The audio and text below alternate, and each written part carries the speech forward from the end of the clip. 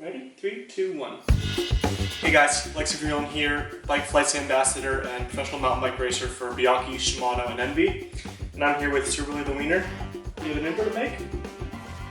No? Okay, well we'll keep going. We want to thank you for all your questions. I'm excited to answer some.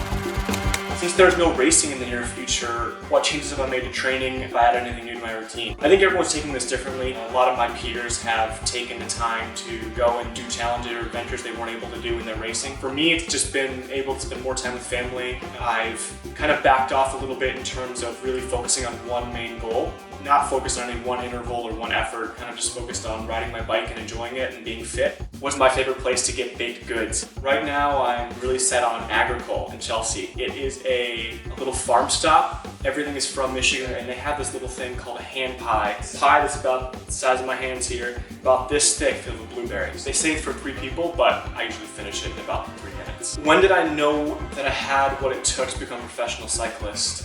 That's really difficult. I don't know that I ever did, and I don't think anybody ever does. I really tried to focus on just putting one foot in front of the other when I was younger. I had great people around me, my parents, my grandparents, my aunt, and my coach Lucas Wall. I mean, I think it was just about really focusing on day after day, year after year, understanding that cycling is a progression. You can have one really bad year, but you still made a forward, you still move forward numbers-wise.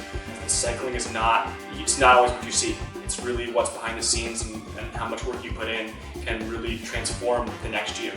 My grandfather wanted to know what the most memorable meal that I had with him and my grandmother was. I was born in Memphis, which is where they still live, and there's this back alley rib place called Rendezvous Ribs. It's this dry rub, and no, it's not healthy, but it is amazing. It's only burned down like 3 or 4 times. That's how you know it's good.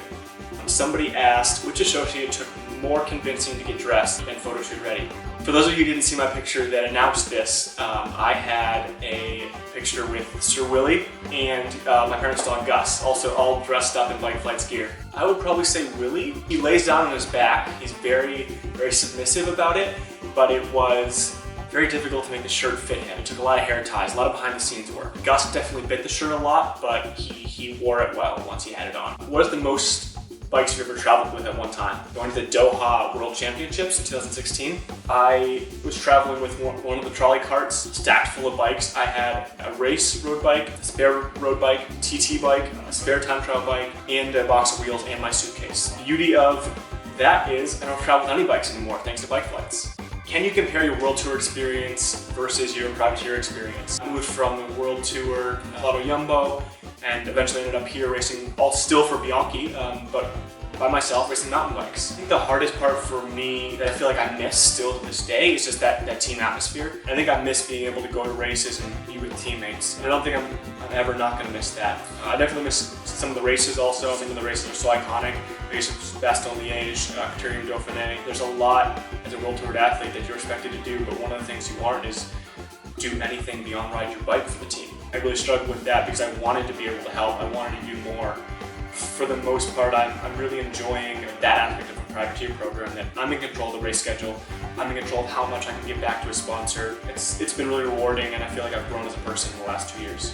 Why am I so interested in stacks of wood, and why do people ask me to rate them? I lived in Austria for a year and be riding down the road and they'd have stacked their wood around a window or in the shape of something else. It's almost art. It's not even just for burning. I think I posted it enough that people started asking me what I thought of their stacks of wood. It's kind of become a thing now. Send me your stacks of wood if you got them. The winner of the Bike Flight swag package is Mike Cavanaugh with my favorite question because it made me think the most. Mike asked me if I got into the 2021 Cape Epic, who would I want to have as my teammate? For those of you that don't know, it's a 7-day stage race in South Africa that usually starts off the UCI calendar for mountain biking. 7 days, there can be a lot of tension. I would take or ask Keegan Swenson to come with me. Fellow Bike Flights ambassador, races for Stan's Pivot. He just set the Everest record.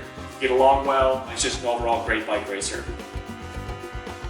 At this time, it's really hard to be a part of your community when we're supposed to be at home, and Bike Flight's way of doing that is Buck Up for Bikes. If you have a chance to donate, it's super easy. It's awesome answering your questions. Thanks a lot for being involved. So I think that's about it. Thank you very much, and yeah.